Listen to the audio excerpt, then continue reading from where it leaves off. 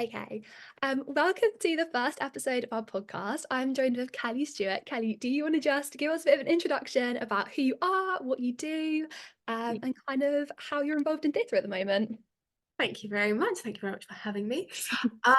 Sure. So basically, I'm currently the associate director of a theatre company called OVO, which is based in St Albans, and we kind of do our speciality, if you like, is reimagined classics. So the idea is sort of taking classic stories, whether they be classic plays, classic novels, classic poems, tales, kind of anything really, and turning them into kind of fresh perspectives and performances for modern audiences at the Roman Theatre Festival, which is a lovely open air, very big sort of space. And essentially, as part of that, I get to direct shows, I get to do a bit of artist development, I get to do some programming work. So I'm very lucky. I kind of get to have kind of lots of involvement in lots of different areas across the company, including marketing. So I do a lot of marketing coordination as well, because that's kind of an area that I have some understanding in too.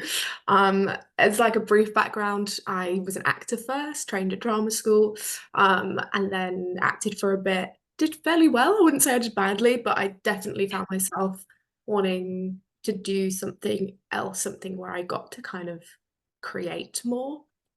I basically just found myself having too many opinions, and so ended up kind of going back into study. Went to Cambridge University, studied English literature because I wanted to kind of get that side of my understanding better, if that makes any sense, like sort of literary analysis.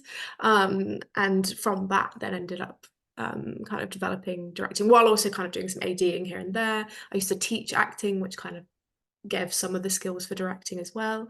So yeah, that's kind of like a brief overview. And BSL, I do a lot of BSL translation and integration. So that's the thing I like to do in theatre. It's kind of a bit of everything. Just It's whatever like full I like splatterboard of everything. Amazing. So what would you say? I mean, I know it's really hard to like pinpoint one thing, but what would you say kind of inspired your love of theatre? Was it a particular show you saw when you were younger? Were you surrounded by it when you were growing up? Was can. it like your involvement, yeah, when you were growing up? What kind of sparked that joy? Yeah, that's really hard to say because I was having a little think about this, and I think it's so hard to pinpoint for me because I didn't grow up around it at all. Actually, neither my parents or anyone in my family have are remotely connected to theatre in any way. I'm kind of the black sheep of the family. Essentially, how I remember it is that being said, my mum always enjoyed musicals, Yeah. particularly like movie musicals. So, like Sound of Music, Yes. Calamity Jane, Mary Poppins was like the go-to that my mum would put on when I was a kid and she was looking after me, like really small. And we'd watch together. So I then loved musicals as well. And I was always like sort of dancing around. So really actually when I think about it, it was actually dance. It was kind of like one of my first loves, I think. And from that, basically I just had too much energy. My mum was like, there's this like little Saturday class that's like in every Saturday morning and they do singing, acting and dancing. And it was like, 15 quid or something like that, like in this like community hall. And yeah, basically she started taking me there. And I think I went there from when I was like 5. And it Yeah. was very much just like as a extracurricular thing, but I just loved it. And Yeah. the things I loved the most were dancing and acting. I hated singing. Oh, Um, that's 'Cause yeah, it very wasn't enough relatable. at it, and I just found it really like oh, it made me really like anxious, and Stressful, yes. I still get stage fright with singing, which is weird that I started in musical theatre, but I hated singing. I hated every time I had to sing, and I was like, maybe this is a sign that this isn't the area I should be in. So it was kind of a combination of those things that just left me completely obsessed. I think that, and also, and this is going to sound really strange, when I was in primary school, I was like just a massive nerd in general. I was like I love learning about different things.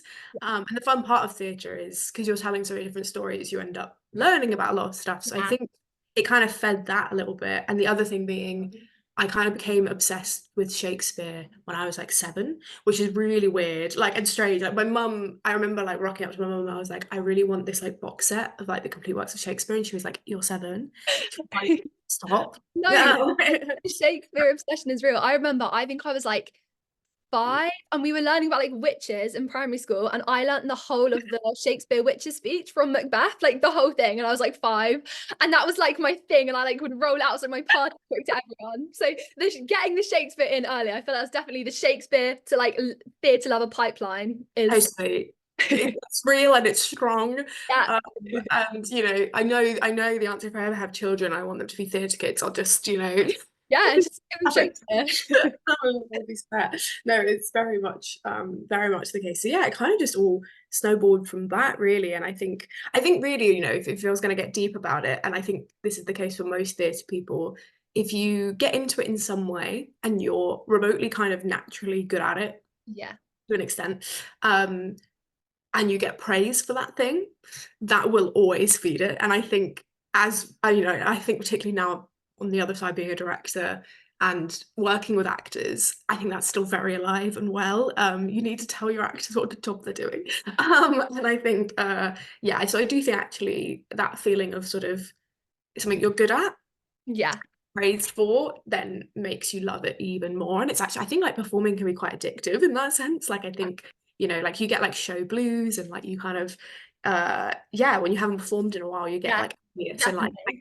thanks, like now I I need to need to do something. Yeah. yeah, exactly. So I think for me it's definitely one of those where you once you fall into it, you kind of can't get out of it.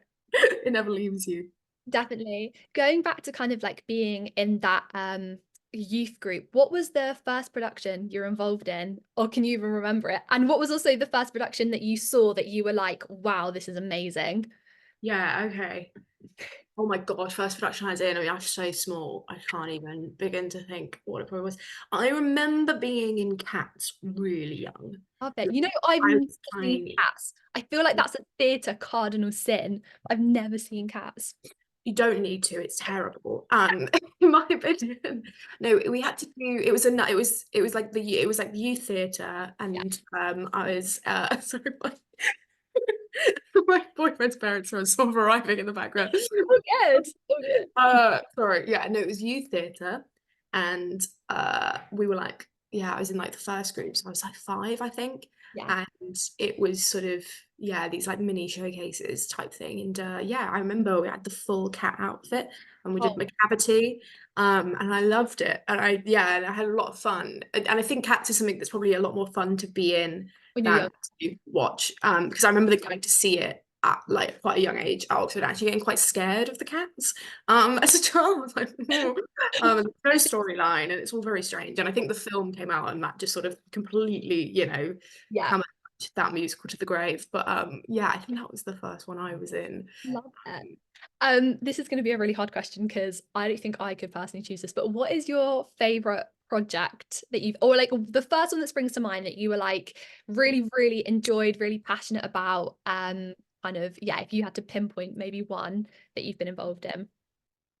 That's really tough actually, because yeah, there's a lot, and there are different ones where like they've had different formative experiences. Yeah, And I definitely think it's really tough because on the one hand, I want to go back really far where I first kind of went, oh, I think I could do yeah. not just performing, but something more, which I'd say like as early as like when I was in my A levels, and I did my devised piece, and I ended up doing all the work, essentially. It I happens, was always the very case. happy to hear that. No, I was actually very lucky. I had this incredibly talented group, in terms of performers, Mhm. and actors, and yeah, that was like really cool. And we got to basically I got to write something for the first time that kind of always been in the back of my head anyway, but kind of mush it to the brief. It was also during the time that Donald Trump was running for Oh, president, wow. so yeah, it was a good time to do A That levels. was a really cool time to be. Yeah, so we did a whole piece set. It was very 1984 inspired. It was like set in like we set it in 2084 is what we called it, and we were in the Trump Republic. Oh, I We love kind of had it. this thing where like Trumpism had taken over the world, and Yeah, kind of had this Trump like figure that was still running, and like yeah, just like basically all of these very intense Republican values that sounds dominating the world. And it was really fun, and we set it all around like I wrote it, and it was like all around this family dinner, was like my pitch, and I played the mum, and it was the mum and her daughters, and then their aunt was coming to visit. So it was all women, because of course it's all women in when you're doing animal drama, like none of the boys are there. No, no. um, and we kind of, it was also this night in which the aunt is sort of a bit of a, you know, a diehard Republican arm of the government, and the family are kind of just trying to keep it together. There's a real sense of where's the dad, bit absent, bit of a mystery to it. And then intercutted with these scenes where you kind of just like learn a bit more about like each of the characters, were these sort of like very Brechtian sketches that sort of gave you an idea of the wider world, including like military academy adverts and things like that. And we got to multi-role, we all got to play Love a Trump bit of in a multiple. different bit. Oh, love Really it. fun. Everyone had a very different Trump impression. None of them were good, but it was funny. And that's the thing I remember, is just like the laughter. And you've written something and you're like, oh God, I really hope people find this funny. And like the people genuinely did. And like it just went really well. And it got filmed, and then basically I got 100% on it, which was just like the most incredible experience. And the examiner was like, we want to use you and the film to like as like training for teachers of like, this is what it like the highest standard. And I was like, oh So, my God. And like it was yeah, a really incredible experience. And I think that was the first time I was like, oh no, I could actually direct and write, like I yeah, could do the other side of it, which, you know, it's like, even though A levels, I think once you get older you kind of go like, oh yeah, like, you know, I was so much younger then, and I've learned so much.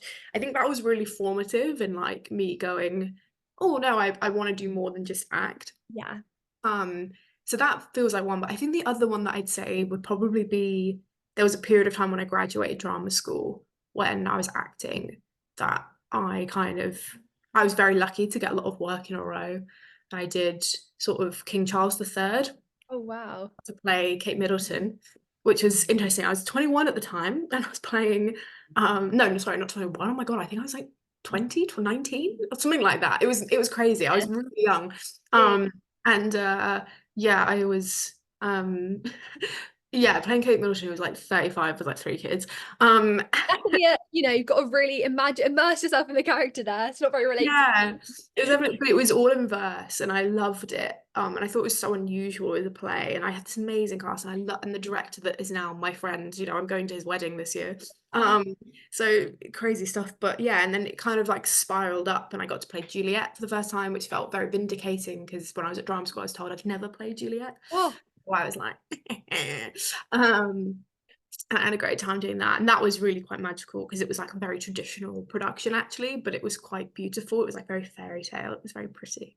So yeah, I think like that kind of row of performances, which culminated in before I joined OVO, which was, you know, getting to do Andromache with Cheek by Jowl, which was like the most incredible experience. And it was like a co-pro, and they kind of came in, would do like these bits with us. And Hermione was just this amazing villain that I got to play, who, you know, was kind of like a dream role. And yeah, that was like, oh my God, this is yeah. incredible.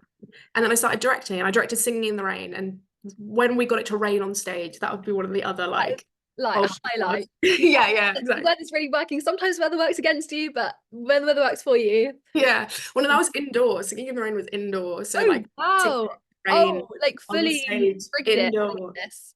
in a full massive proper, like in the ADC Oh my theatre. It was one goodness. of those moments where I was like, if we flood this stage, like, That's incredible.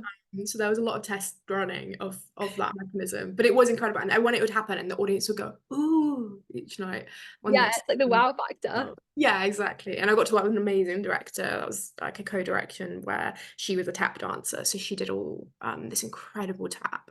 um that was just sort of an incredible thing to witness. Yeah. And of course, you know, getting to work with Adam and Ovo and all that, that's been just Yeah.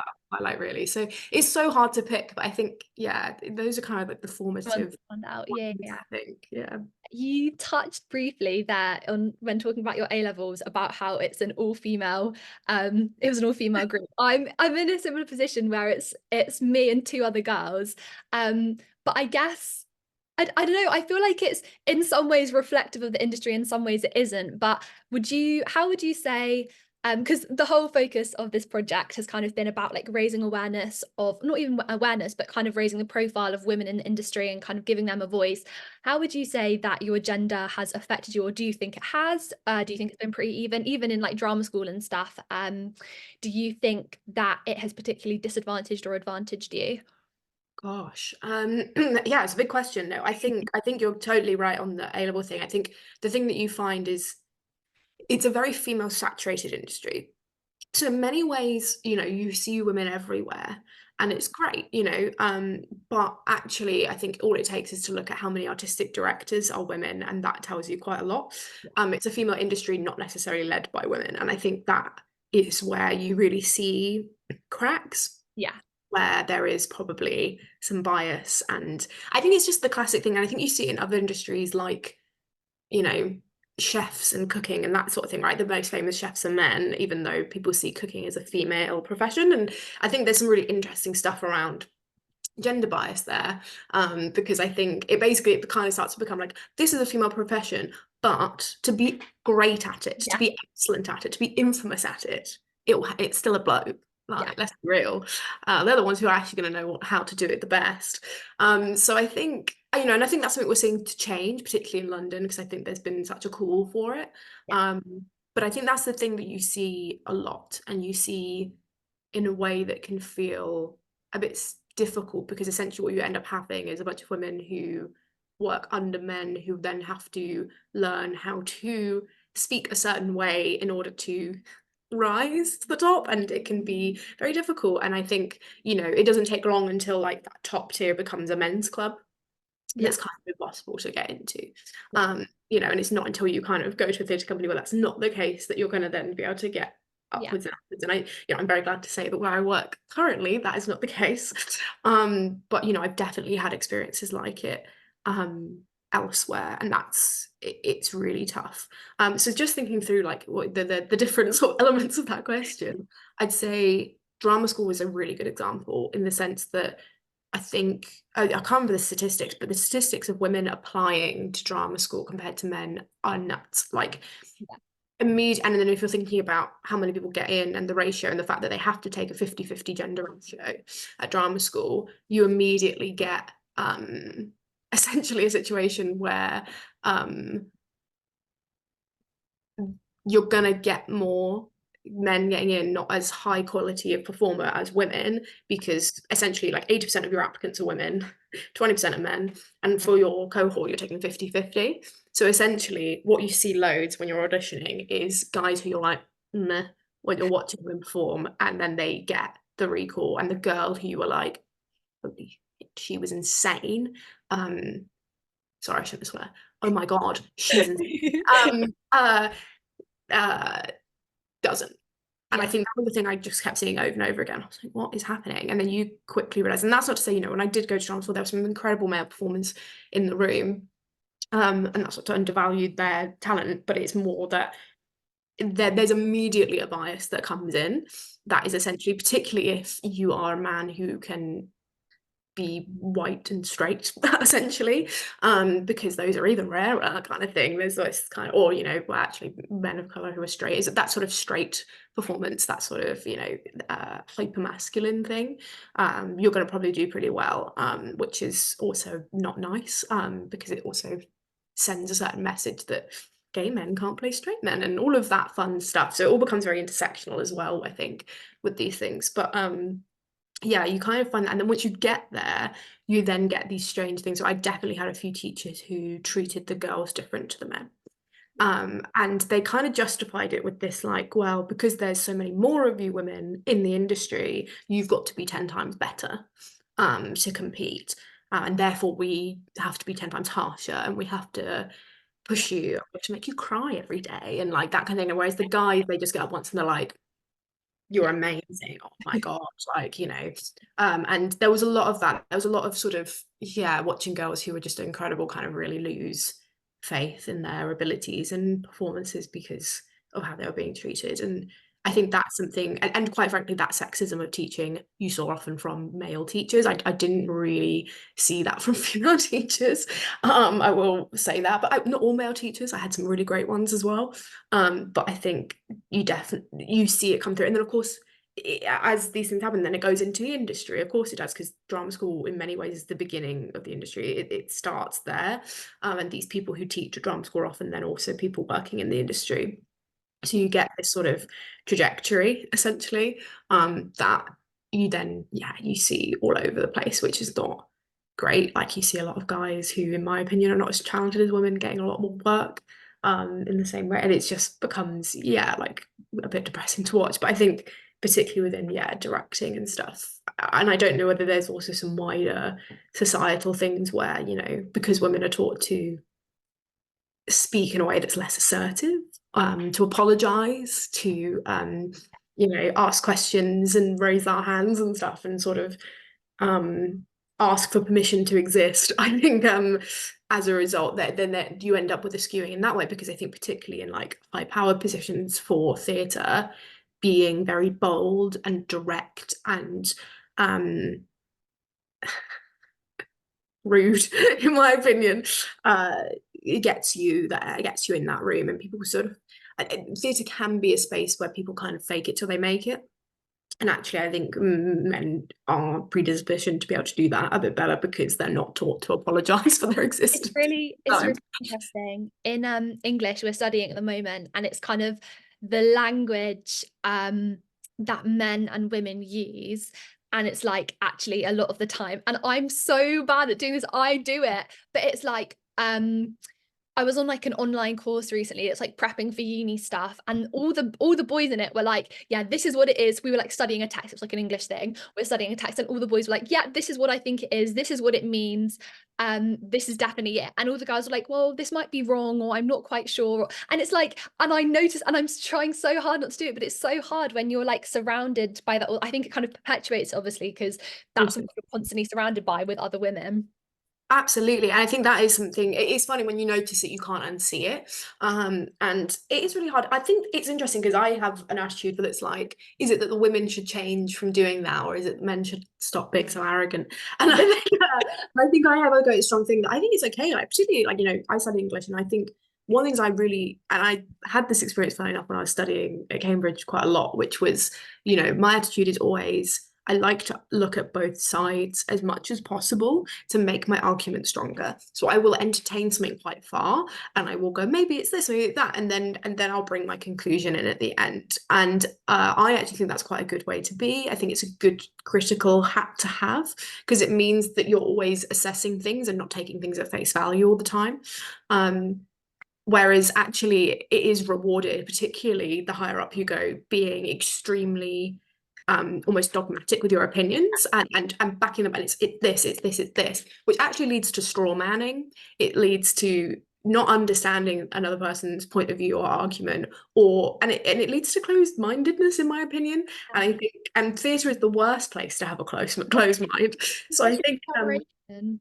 yeah, I think it's really important to explore lots of different interpretations, even if there is something you don't really like. I think that's one of the best skills that I learned. Actually, funny enough, I had a really good English teacher at my A level who, she was amazing, and she was very good at teaching that. She said, you know, you'll have to, she said the best thing to do is entertain opinions you can't stand, because even once you've gone through it, your argument against them will be 10 times better. And I think, and your ability to argue becomes 10 times better as well. And actually, so yeah, it's interesting, because I think there's a lot around teaching women not to do that. I think we should actually just teach men to do that, in my opinion, Yeah. and to be more so inconsiderate. And I say that because, you know, there are men who do that. My partner actually works in public policy, so his whole job is politics, and you know, having to solve really complex situation, like problems, and he's brilliant. He's so good at weighing things up and sort of self-debating like completely different things to then come to the best conclusion. And it's an amazing skill. It's an amazing skill when someone does it so well to witness, and I think it can take you really far. I think it's just a shame that it kind of gets wrapped up in something else, that kind of then can really, yeah, hem women in to their place or whatever you want to call it. I don't know. But yeah. Yeah. Um, Mm. so obviously that was all quite sad and depressing. Mhm. Um, Mhm. but to kind of end on a positive Yeah. note, who would you say that your biggest inspiration is? Can be in the industry, can be generally, um, but just someone who I guess maybe either inspired you to kind of be where you are now, or just generally in life, someone who you think is really, amazing. Yeah, and it's funny. I was trying to think about this before, and I had a few industry ones that definitely came up, and then there's obviously more personal ones. But I'd say within the industry, um, there's the artistic director and director Lynette Linton. I really have a lot of time for. She's artistic director of the Bush, and she just does. Every time I see a show of hers, I'm like, that was awesome. Like, and I just think she thinks in a way that's really exciting. And I like her loyalty to her executive director and her team and all of that kind of thing. I think she really leads with like a lot of heart, which I actually think again is something that's undervalued. I think in this sort of gender debate, there's this sort of idea that men are reason and women are passion, and that's the problem. And actually, I think, and because the idea is that passion shouldn't lead anything, and I also don't think that's true. And I think to lead in an I think to lead in an emotional way, effectively, and coming from that kind of very personal place is actually quite valuable in theatre. I think it ends up is why she's created so much theatre that's really moving as well as thought-provoking. And it's grounded in something really real. And I think she's just really incredible at the moment. I do remember one of the first shows I saw that I was sort of a bit like taken aback by was a Maria Arberg production, which your dad's not going to like me saying, by the way. We've had conversations before about he doesn't like Maria Arberg, but she did this production of Dr. Faustus that was like absolutely bonkers. Like it was very surreal, very dark, and very sort of theatre of cruelty style. It was quite gross in places. And I think at the time I was studying and I'd like kind of found out what that kind of style of theatre was. And I just think I was just like a bit taken aback by it, but it was so engaging and it was such a good way to do that play that can feel so heavy and difficult to access. And the imagery was really striking, and Satan was played by a woman, and it was really Oh, fun. I love that. Yeah, it was a woman in a power suit in red heels. It was incredible. And I just remember like I just really enjoyed the imagery that she'd played with, and I found out she went to Mount View, and like I remember like if you read her story and stuff, she's like a really interesting one in terms of I think she had to fight like a lot of men to get in the room. And I think at the RSC at the time, she was one of the few female directors directing for them. And so I think women like that who've kind of really, regardless of whether you like every show they do, which art is subjective, I think you have to kind of give it to them when they really kind of advocate for the team and for the home front Yeah. and getting them in there, so yeah, they're up there. And then I think the only other person I can really think of is like um my mum, I guess, would be like the other person who just like really inspires me, because I think me and her had very different lives in the end, because she was, a housewife who kind of just her whole dream was having children, and she had been my brother, but she always she never was in a way where it was like, no, that's what I love and what I want to do, but I want you to go for your ambition. And like, she's just been the biggest cheerleader and supporter in every single way, and in many ways I think one of the most inspiring women I've ever known. So yeah, I'd probably say Love that. that. Um, so okay, kind of finally, just to end off, what projects, do you want to tell everyone what projects are you currently working on, what you've got coming up? Kind of, this is your like moment to advertise yourself and let what's going on. Excellent. No, so I've got three things coming up this summer, which is all very exciting. So I am co-directing Merry Wives of Windsor Yeah. with Adam Nichols at OVO, which should be great fun. That opens in May. That's a show they're bringing back. So Adam directed it back in 2020, I believe. So they're kind of bringing it back. I'm coming on board to kind of associate direct and polish up basically and help. So that'll be great fun. And then I've got two of my own kind of projects, which are Gwain and the Green Knight, which is also part of the Roman Theatre Festival, co-produced with Make It Beautiful Theatre Company, which is just an amazing troupe of young actors who've kind of written the script from scratch. And it should be really funny and just a really fun adaptation of what is quite a dense medieval poem. uh, and then last but certainly not least is my baby, which is The Merchant of Venice, which I'm directing at the end of the summer season, pretty well, near the end, 6th of August, opening night. And that's, yeah, the Roman Theatre Festival as well, part of it, that's OVO season. And it will be basically set in early 2000s Canary Wharf. Basically right before the financial crash, filled with early 2000s music, because that's my nostalgia. Yes, love Um, it. um, and essentially, we've got an incredible actress playing Shylock. We're currently in casting for it, for the rest of the parts. But yeah, she's going to be incredible. And the idea is very much, funnily enough, talking. It's a production that's exploring anti-Semitism, but very much from also a feminist perspective, and what women have to do to make it in a man's world, which is very relevant to your podcast. Very relevant.